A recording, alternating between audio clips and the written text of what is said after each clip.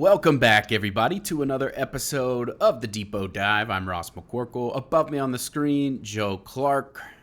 Joe, is it anything up in Boston like it is here in Nashville? We've been having a couple of 110, 111. I think yesterday at one point my phone said 113 degrees outside, and it's been completely brutal. How's it up in Boston? Yeah, we're not quite up at those temps yet, but we're definitely in the middle of a heat wave. It's going to be over 100 today, I think, for the first time here this summer. So it's been kind of a mild summer so far, but now we're getting the other end of it. Yes. Our the World Cup, have you been enjoying that? I know you're kind of an avid watcher of basically all sports. I remember talking to you at the Combine a couple years ago, and I literally couldn't find a sport that Joe doesn't watch. So I'm pretty sure soccer is one of them that you do. So how are you enjoying Yeah, the World Cup? And why was that a red card? I don't know anything about soccer. I mean, and the first question, the World Cup's been great. There's been some awesome this knockout stage has been crazy with some matches going late into extra time, late goals.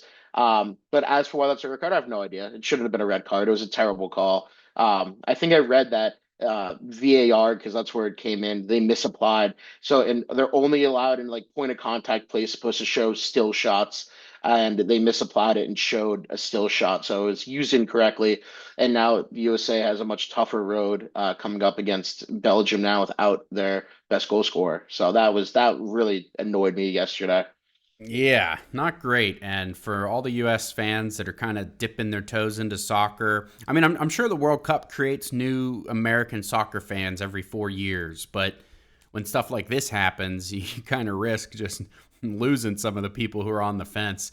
I kind of find myself every time the World Cup comes around remembering why I don't watch soccer. So I know a lot of you people out there probably enjoy it, and I'm watching it. I'm not saying I'm not watching it, but man, it really confuses me a lot of the times with the yellow and red card system, the offsides. A lot of the stuff just is. It's probably just me being ignorant, to be honest. But as a casual fan who knows nothing about it, it's not the most enjoyable experience for me. But I do look forward to watching. I think I've watched every U.S. game, and I watched the what was that, Netherlands versus whoever they just lost to the other night, the Morocco. penalty shootout. So that was kind of interesting. I didn't know it was possible. I always just kind of assumed, just from playing like FIFA, like, oh, the penalty shootouts pretty much always go in. And the Netherlands, they straight up just missed the goal on like three of their shots. So that did not. That didn't seem like a great showing for them. I was watching it with a Dutch friend of mine, and he was distraught. That's all I know. Oh, So, I can only imagine. all right. Well, we're gonna dive into the other football, of course, American football, Steelers, and the anniversary of the big blockbuster trade just took place. That was on, I guess that was Tuesday, that was the anniversary. Of course, I'm talking about Minkah Fitzpatrick being dealt to the Miami Dolphins in exchange for Jalen Ramsey, Jonnu Smith, and a late round pick swap in 2027. So the picks in that trade have not yet been made, so it's hard to judge off of that. However, if you look at the 2027 draft and what's being said about it right now, and you take these things with a grain of salt, obviously 2026 was supposed to be great, and it really wasn't. 2027 is supposed to be historic. We'll see. But if you take that at face value, the Steelers gave up some draft capital in a draft that's supposed to be pretty important for them. So, Joe, 1 year later, I wrote a piece about this, but I'm eager to hear your thoughts. Just like high level, are the Steelers winners, losers, or is it kind of too early to get into that?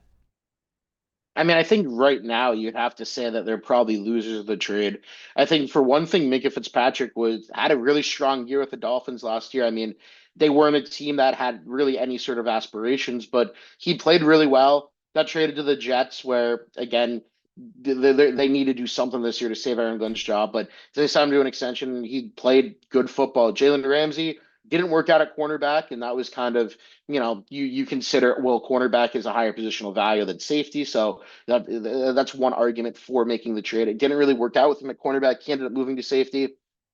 And then you consider the other side of it, that Jonnu Smith was such a net negative for the offense Hmm. that it kind of even the good that Ramsey did almost gets canceled out by just how much Jonnu Smith hurt the offense last year. So even though I mean I would still rather have Minkah than Ramsey, it looks even worse when you add in the fact that they got Jonnu Smith in that trade and he just contributed next to nothing. I mean, yes, he had a few, he had the one rushing touchdown against Miami. He had a few maybe like okay plays, but in general, he really had the worst season as a tight end in NFL history, especially given the volume that he was receiving. So for that alone, really, that makes the trade a loser for me. I mean, Jonnu Smith, we're sitting here on July 2nd. He's still a free agent, 2 years removed from a 900 something yard season. That really tells you how bad his year was last year. So, yeah, I mean, I think it's pretty clear that what Omar Khan envisioned getting out of that trade has not come to fruition so far.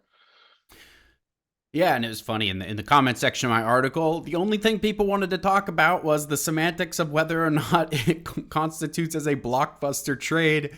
I don't know, guys. To me, it does. I don't really necessarily want. Like, what exactly does that mean? Is that only reserved for when like Patrick Mahomes is traded? Or I feel like this kind of counts. I did the math, and I think it was something like 14 total Pro Bowls. 6 All Pros, and a potential Hall of Famer changed hands in that trade. So I would count that as a blockbuster. There's some other things working against the Steelers in the trade. For one, I mean, they didn't pay Ramsey or Jonnu Smith that much last year, or the way that they structured the contracts, the cap hits weren't that bad last year. But this year, they have Minkah Fitzpatrick still on the books for dead money. They have Jonnu Smith still on the books for dead money. And of course, they have Jalen Ramsey's relatively high cap hit this year. All three of those players combining for $30.23 million against the Steelers' ledger in the salary cap right now. And the salary cap's huge. $30 million's like, it's not like backbreaking. It's not like how a few years ago, Russell Wilson, Denver Broncos kind of just crippling dead money. But it is, $30.23 million that the Steelers are handing out all these contracts, and we're probably about to start getting into restructuring season where they're having to clear space to do some of this stuff. Well, maybe you wouldn't have had to if you had just kept Minkah Fitzpatrick, not done the trade. And yeah, Minkah Fitzpatrick and Jalen Ramsey had roughly basically the same stat lines last year, give or take a few things. And Ramsey actually played 3 more games than Minkah Fitzpatrick. And so you could say, okay, well, Minkah Fitzpatrick's availability and durability, that really would have been an issue for the Steelers last year if he had missed 3 games. Gosh, what the heck would they have done at safety if Jalen Ramsey had missed 3 games? So I guess that's a fair point. But yeah, Jonnu Smith was kind of a subtraction by addition, if you will. He kind of took opportunities from some of the other guys who were much more efficient. Alex Kozora did a post earlier in the offseason that Jonnu Smith had one of the worst seasons for a tight end in NFL history. And that's not just, kind of exaggerating. If you look at some of the stats, it really was one of the least efficient seasons. He had a lot of volume and basically did nothing with it. So I don't know. I think that there's still some hope for this trade to look good, or at least not look bad after this year. And that's, of course, if Jalen Ramsey performs well. I think you have to take into account, okay, well, he performed basically the same as Minkah Fitzpatrick, and that's Minkah having played safety his whole life, Jalen Ramsey having kind of switched to safety midseason. Now he's probably going to be playing more of a position that he's better suited to at that star nickel corner kind of role. He'll probably play some safety and maybe even some wide corner as well. But I think, there's potential for Ramsey to really have a better season than he did last year. Of course, as long as he stays healthy, and he is getting up there in age. So there's always that risk as well. That's the other thing. The Steelers didn't get younger in this trade. They got older. And so there's any angle you look at it, the money, the production, next year's draft capital, getting older, it really just doesn't look that great for the Steelers. And another point of pushback I got from some readers was, well, that's a Mike Tomlin trade, not an Omar Khan trade. It's unfair for you to pin it on him. And perhaps there is some truth to that, but I struggle to believe that Omar Khan was just a sock puppet basically for Mike Tomlin in terms of executing this large of a trade. This would have had to have sign off from Art Rooney. This would have had to have significant conversations with Omar Khan and the personnel department. Sure, maybe Tomlin was a driving force behind, hey, I really want Ramsey, make it happen. But, I think Khan still shares in some of that blame. Yeah, totally agree. All right. Well, I think that I brought this up like a few weeks ago as well on the site. Wrote a little piece about it. Is Omar Khan in for another summer surprise? And actually, I'm going to switch our topics here. We were going to talk about Darnell Washington second and the secondary third, but actually, this is kind of a good segue into a secondary discussion because one of the positions that I feel like potentially it wouldn't be as big of a surprise, of course, as trading Minkah Fitzpatrick, but I think one of the positions the Steelers are perhaps overstocked with talent right now is in the secondary. And so let's have a discussion about the secondary. And right off the top, I just thought this was an interesting question. Could this be one of the deepest, secondaries that Pittsburgh has had? I mean, since the turn of the since 2000, since Mike Tomlin's tenure. I mean, you have to take some of these other teams into account. 2008, 2010, there were some good groups, but man, the Steelers have not had that much depth and talent in the secondary for much of Tomlin's tenure. It was one of the biggest bugaboos of his whole tenure with the Steelers. I mean, the Cortez Allen years and the Valentino Blake and these kind of guys. This is, I mean, you can't even compare the two. This is a much better group. But Joe, could this be one of the strongest groups? I absolutely think so. I mean, you hit the nail on the head with some of those names. I mean, Ross Cockrell's another one to throw Oh in. man. I mean, 2 years ago, you went into the season with Beanie Bishop, an undrafted free agent, as your starting nickel, and then you replaced him with Cameron Sutton, and somehow got worse. So, I mean, just looking at where they are right now, that they have, pretty firmly entrenched starters at, I would say, each cornerback spot, and you can go at least three deep at safety. I think this is a very strong group right now, and I do think it is one where you get into the season and you do have some potential to maybe move a guy. I mean, who knows how training camp works out? Maybe you can make a move earlier, but just on paper right now, I think this is a fairly strong group, and just given how bad Tomlins was, and whether that was just because he thought he could maximize what he had in some of these guys, or just a flaw in roster building. Um, I do think this is, outside of the obvious, historically good defenses. When you look at some of the secondaries that they've had, this is definitely above board from what they've had, from I don't know 2014 on, or around there, I would say. Yeah, I mean, let's just go player for player and just kind of 2008 to now for the secondary and just so okay, Ike Taylor and Joey Porter Jr. Those are kind of your CB1s. I mean, I don't want to say that Joey Porter Jr. is better than Ike Taylor, like prime Ike Taylor at the moment, but certainly the expectation is that he should and could and will be. Is that going to be this year? I don't know, but I think there's a fair argument to make there that Porter could, when it's all said and done, be better than Ike Taylor. Yeah, I think so too. I mean, right now they both kind of have the same quality of hands, I do think by the end of Porter's career, even in a few years, he could certainly be much better than, not maybe not much better, but better than Taylor was. Yeah, you just look at what he did his rookie season, locking down some of the guys, traveling with them. It seems like they're getting back to that this year. I think he made a comment earlier in the offseason about the Patrick Graham and the secondary coaches basically wanting these guys to be able to travel. And so they did some of that over the last couple years, but they really got away. Like the most traveling he ever did was in his rookie season, ironically, and he did really well with it. And so I'm very curious to see if he turns into that lockdown corner. And I'm sure that's part of why he's looking for maybe what money he's looking for right now in this hold in that he's currently in the negotiation process he's currently in. All right. Opposite Ike Taylor, you had Bryant McFadden, a good player, a Super Bowl winning player, but I mean, Jamel Dean, we haven't seen him in Pittsburgh yet, but his production the last couple of years, I think if you stack it up to Bryant McFadden, is favorable. Yeah, I think production alone, you would consider Dean a better player. We have to see how he fits in, the Steelers scheme, and how he looks in a Steelers uniform to really say anything definitively. But, purely on paper, I think you would consider that an upgrade. Okay, and I'm not trying to make this out to be considerable upgrade because obviously they were playing within the LeBeau system and it worked really well. There was good synergy. They had played for a number of years together. That matters. The communication was on point. There are reasons why this probably isn't going to operate as well as the 2008 defense, but I'm just talking player for player on talent and depth. in particular depth alone, it's fair to kind of start to compare these two groups, at least in some ways. Now, here's where we kind of get off track here. Troy Polamalu versus Deshaun Elliott. Elliott's a good player, but that's an obvious one there at safety. Or I guess if you wanted to do Troy Polamalu and Jalen Ramsey, maybe that's the better comparison. Although, of course, Polamalu is an actual safety. Ramsey's more of a star nickel type, if you will. So, yeah, at safety's where the big difference is. Ryan Clark, that's an interesting conversation. I guess if you're doing Polamalu and Ramsey, then maybe you do Clark and Elliott. I think that's Elliott's been pretty good the last couple years when healthy, but Clark maybe has a small edge there.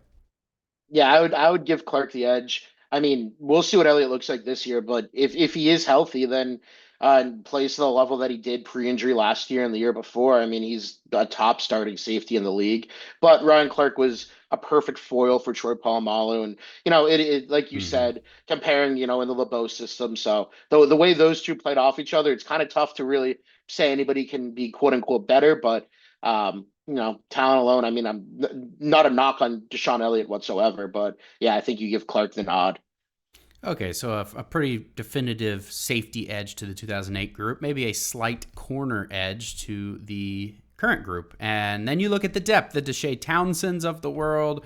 You compare him to, I guess you'd have to compare him to Brandon Echols or Jaquan Brisker or whatever, since we've already talked about Jalen Ramsey. And that's where it gets kind of confusing too, because the Steelers are going to have such a kind of amoeba secondary, I think, between Brisker and Ramsey moving around.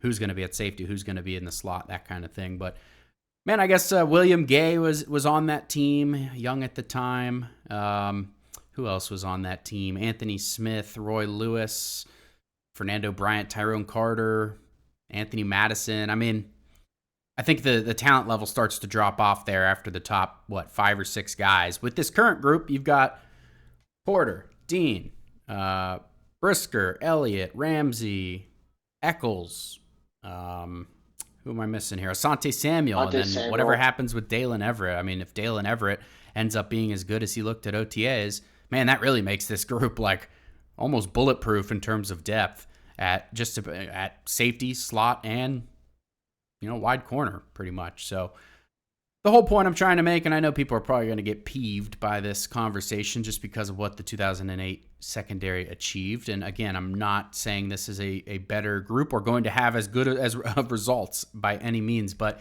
just on talent and depth alone, I think it's an interesting conversation because Steelers really are positioned well, which circles us back to the segue of summer surprise, Omar Khan making another trade.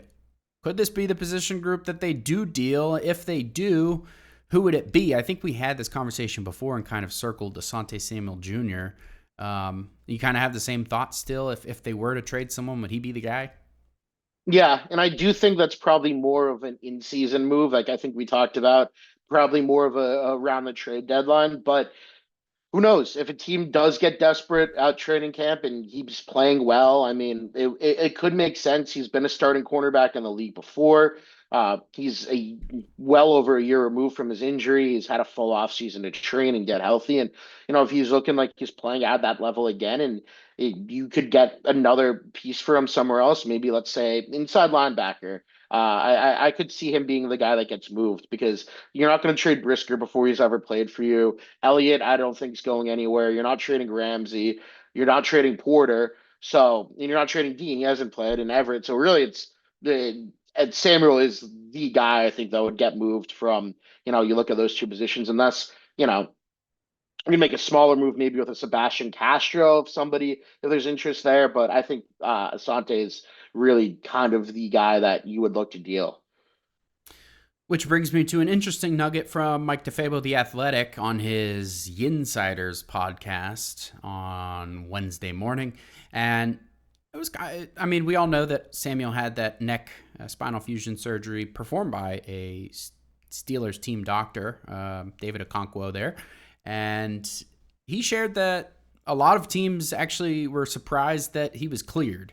And so that kind of muddies the waters on a potential trade. I kind of had in the back of my head, well, maybe Samuel is the guy who gets dealt, just because, man, the roster math, we'll talk about here in a second, but the roster math starts to get really difficult. How many secondary players can you keep?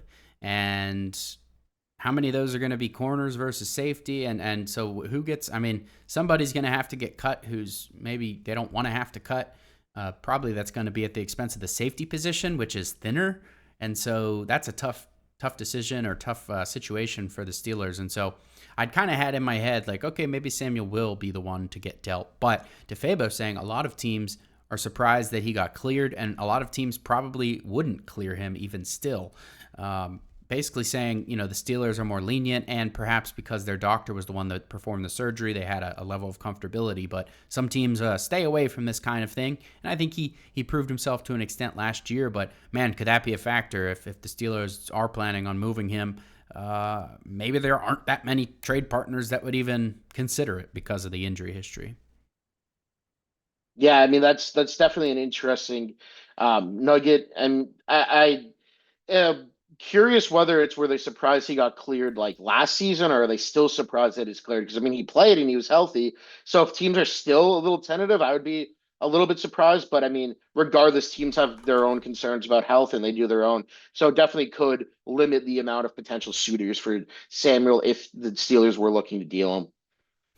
Let me see if I can get that pulled up here. I had it bookmarked for maybe something to look at this weekend when it's slow. Here's the quote. Okay. Asante Samuel, the thing with him, that spinal fusion surgery, and I had heard that some were surprised that he was cleared at all to play football again. And not every team is going to clear Asante Samuel Jr. to play for them.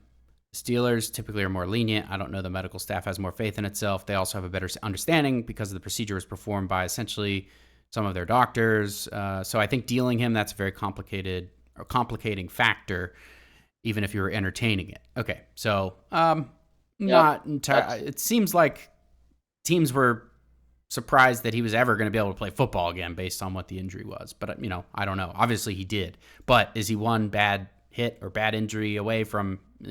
I guess the question is that thing back to full strength, or is there a risk of like significant re-injury? And so that would be my guess. But I'm obviously not a doctor. But anyhow, I just thought that was an interesting conversation to have because, yeah, that I really don't see too many other realistic trade candidates on the team unless you want to talk about outside linebackers. And I think we've had that discussion ad nauseum when Herbig got extended. So we'll lay off of that for now. How many players in the secondary are they going to keep? I think last year that number was, I think it was 8. I think they had 5 corners and 3 safeties. That is impossible this year. As we just listed off here, okay, let me count. Joey Porter Jr., 1. Jamal Dean. Jalen Ramsey. Asante Samuel. Brandon Eccles. Dalen Everett.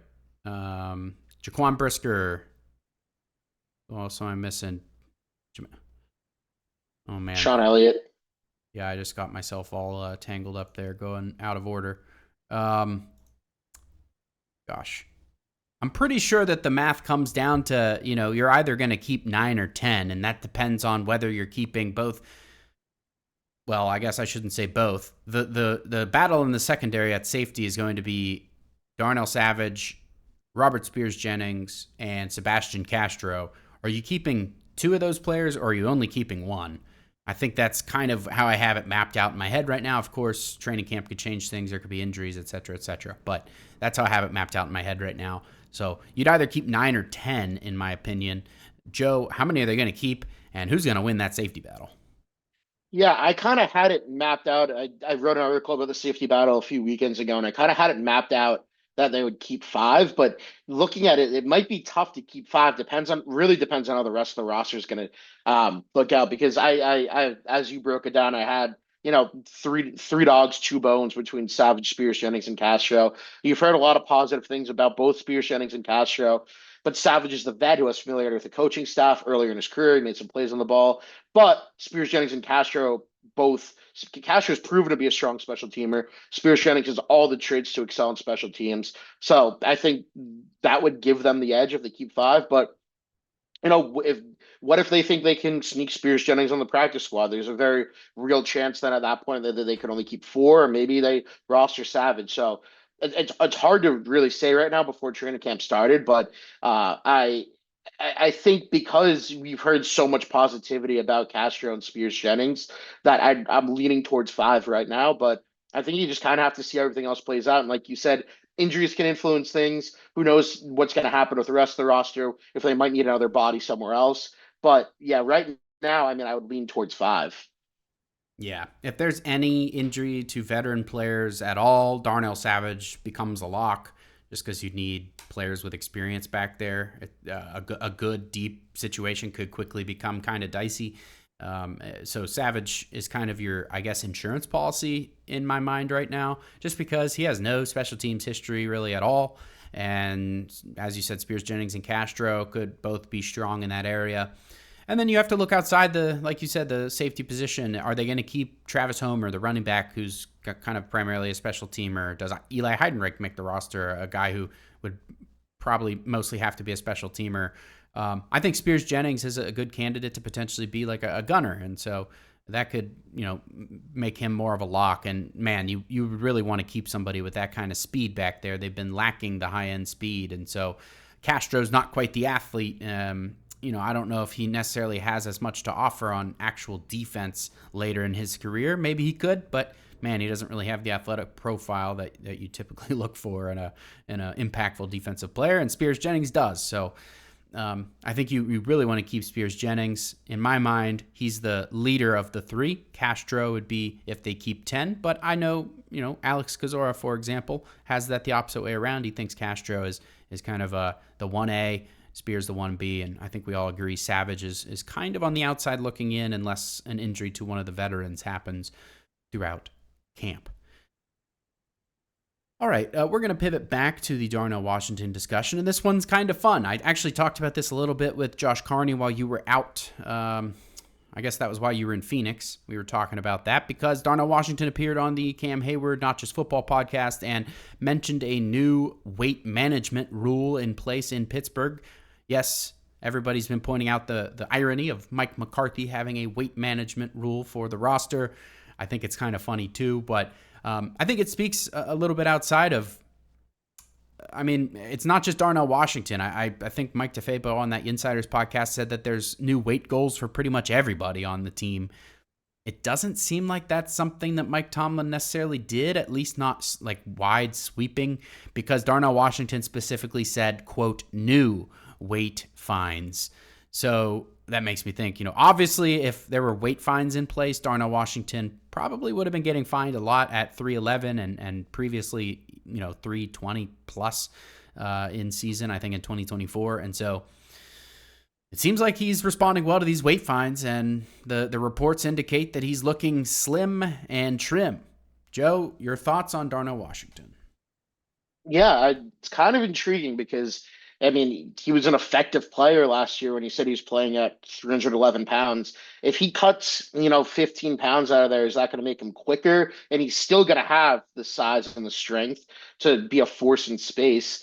So that kind of, to me, it makes me think he could have, a little bit more of a role, make him, a little more athletic, a jump ball threat in the red zone. I know Mike DeFabo wrote this morning that he wrote, quote, that Rodgers began to unlock the 6'7" big man as a receiving threat. That should continue, especially in the red zone.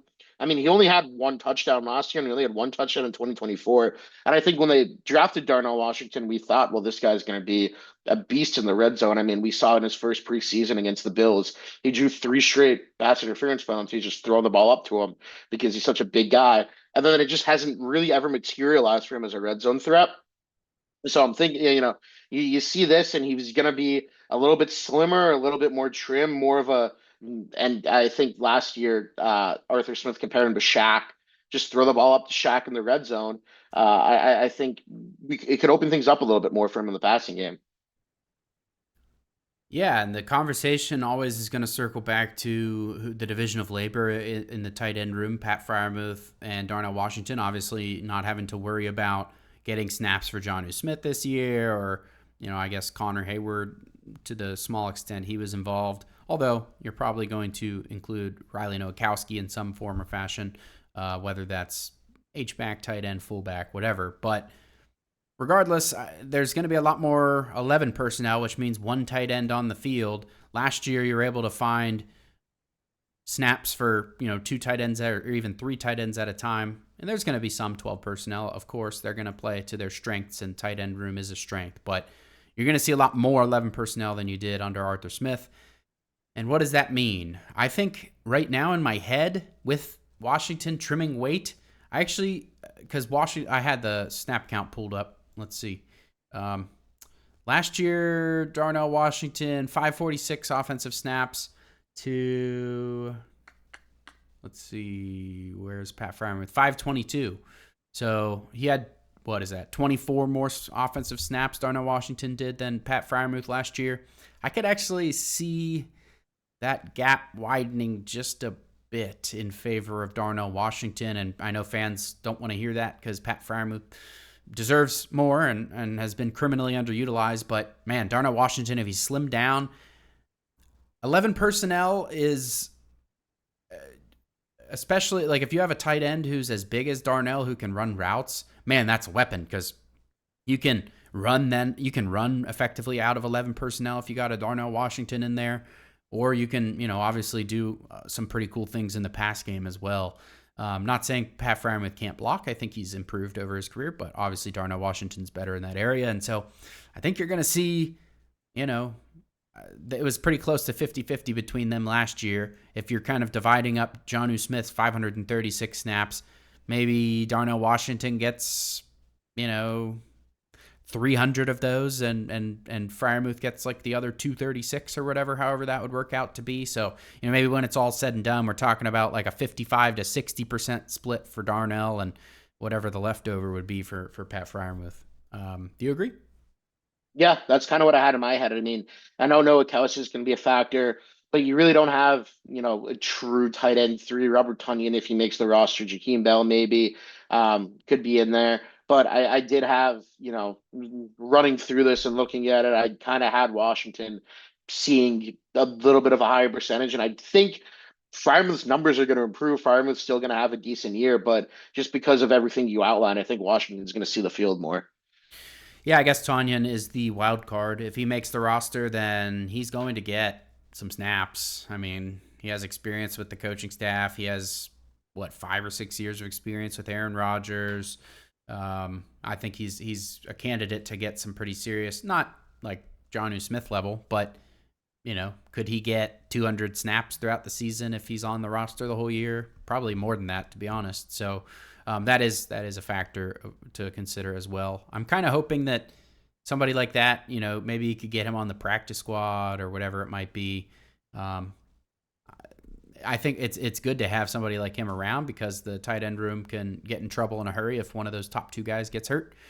But yeah, I kind of just, we talked about the roster math of it all. If you start wanting to keep 4 tight ends, including Riley Nokowski, and is a fourth quarterback going to be kept? That's been a big conversation. That's when you start to really get crunched at like safety, as we were just talking about, and corner and all these other positions where you really don't want to have to cut some of these guys. So Tonyan would be hopefully in my mind, somebody they could get on the practice squad, but certainly he could eat into snaps if he doesn't. All right, anything else there was an interesting tidbit from two of the most famous tight ends, Travis Kelce and George Kittle. What did they say? They said something about Darnell Washington. Yeah, Travis Kelce said they gotta keep incorporating him down the seam because he just make plays. George Kittle said he had some quote sick plays last year. So there's a play broke 4 tackles. It took 3 guys to tackle him, and it was like, oh my god. Uh, George Kittle said he's one of the biggest people I've ever seen. I just said his highlights are a lot of fun to watch. Kelsey was shocked that he was 320. He's like, I get into the high 260s and I think I need to get down. He's like, I can't play the position like that. He said Darnell Washington is just effing owning everybody. So a lot of respect from two of the best tight ends in recent memory. Yeah, and I really get the sense that Darnell Washington is just scratching the surface in his receiving abilities. And if there's one breakout candidate in terms of guys who were around last year, obviously, Pittman, Bernard, whatever. If there's one breakout candidate of returning, offensive weapons for the Steelers, I think Darnell Washington's the guy I have circled for sure. Like you said, just in touchdowns alone, that number is going to come up eventually, right? It has to. It has to. I mean, he had 16 first downs. Like he's a guy who can kind of move the chains and stuff. They just need to get him more involved in and I think his chemistry with Aaron Rodgers, second year, having the same quarterback for 2 years in a row, that's going to pay dividends for everybody on the offense. So, all right, we're going to move into our listener question to wrap up the show now. If you want to have a question answered, 412-254-3145. If I spoke too fast, that's in the show notes as well, wherever you're watching this. You can text or leave a voicemail. Just tell us your name, where you're from, a brief question, and we'll answer it on a future episode. I think this might be a new caller, Jared from Amarillo, Texas. Amarillo. I don't know how you're supposed to say it. I think that double L is supposed to be like a Y. I don't know, though. All right, here is Jared. Hey, what's up, guys? Hope y'all are doing well. This is Jared from Amarillo, Texas. Listening to the pod right now, and y'all are talking about Brendan Sorsby and kind of how he may be in play for the Steelers in the next draft, just depending on where the Steelers pick and everything like that. For a player who is deemed ineligible to play in college football, he's obviously not going to be able to have a pro day. And so to me, this year at Tech for him was going to be significant to kind of prove some of these doubters wrong, not even on his off the field concerns, but just some of his bad areas of his game. And so I was just going to touch base with you guys and see, is he able to just hold his own private workout with his agents and his own representatives just on a select field and then teams can come? Or, how does this work? I'm really trying to rack my brain and remember a situation like this, and I don't think I can. So I was just curious y'all's opinion. Thanks. Hope y'all have a great day. Thanks for the question, and yeah, we'll talk about Sorsby. There's some new stuff in the Sorsby saga. Hopefully kind of the final piece of it this year. It seems like it, because he was going to engage in lawsuit stuff with the NFL. Probably decided that was a horrible idea because, man, the NFL could really try and ice him out if he's going to, kind of play nasty with them. And I don't really think he had any legal ground to stand on in the first place, but they kind of reached an agreement that Sorsby would basically sit out this year and be eligible next year as any other player would for the 2027 NFL draft. And so Sorsby is re-entering that stacked or supposedly stacked quarterback conversation. And to your question, I do believe he will be able to hold all the normal stuff, pro day. Is he going to be invited to the Senior Bowl? That'll be something interesting to watch. I think he's eligible for basically anything, according to what the NFL said. Like, he's going to be able to go to the combine and all this kind of stuff. Is the Texas Tech going to host him for a pro day? No, but he can hold a private one. That's no problem at all. I think he was about to do that this year anyways. So I think, other than it just being a media circus around him, you're going to see a pretty normal kind of pre-draft process for him next year. And again, does that include an invite to the Senior Bowl? I don't know. I don't know if the Senior Bowl would do that or not, but certainly getting an arm like his down there would be exciting. It would draw a lot of buzz to the Senior Bowl, but is it the wrong kind of buzz? That's something they're going to have to figure out. But Joe, any thoughts to add there? Yeah, I really think, he's not going to be able to put any good tape on film. This year's not going to be able to put any bad tape on film. I think his draft stock really is going to come down to how he performs at the combine. And if he does get invited to a pre-draft event like the Senior Bowl or the Shrine Bowl, or heck, maybe even the Hula Bowl. But I think it's kind of tough to really gauge. The NFL still said he's subject to punishment from stuff dating back to college, and they'll conduct their own investigation. So I do think it'll hurt his stock a little bit, but I think he's going to get drafted somewhere. And if he plays well pre-draft and teams are still intrigued, I think he's very much going to be in play for teams, in the top 3 rounds of the draft. Yeah, and he finally issued a statement of some variety saying, what did he say? He's just basically accepting responsibility and saying that this doesn't change anything about his recovery and that he didn't have control of him, himself until this all came out and he started getting help. And so, man, that unfortunately brings me back to my point last week. If he didn't have control of himself, then what changed in between Indiana and Cincinnati? And was he just doing it with a more intelligent, obfuscation of he wasn't betting on his own account? And is there more to be uncovered? I do kind of worry about that with him, and I'm sure that's one of the primary worries with NFL teams as well. Could the other shoe drop, and could that include significant legal ramifications? That's my biggest question for Sorsby right now. But we'll just have to wait and see. I think, fortunately, we're not going to have to talk about it a whole lot unless some big legal development happens between now and next pre-draft process. Hallelujah. No more Sorsby talk. I think Jared will have the last word on that. So thank you, Jared, for that question and setting us up for the latest development on Sorsby. We hope you'll write back to us. Again, 412-254-3145 to have your question answered. Voicemail, text, however you want to do that. I think that's it for today's episode. Joe, have a good one. You're out on a little mini weekend getaway situation? Yeah, just going down to the Cape for the 4th of July, so nice. That should be fun. Right on. All right, well, I'm Russ, that's Joe, and we will catch you guys next time.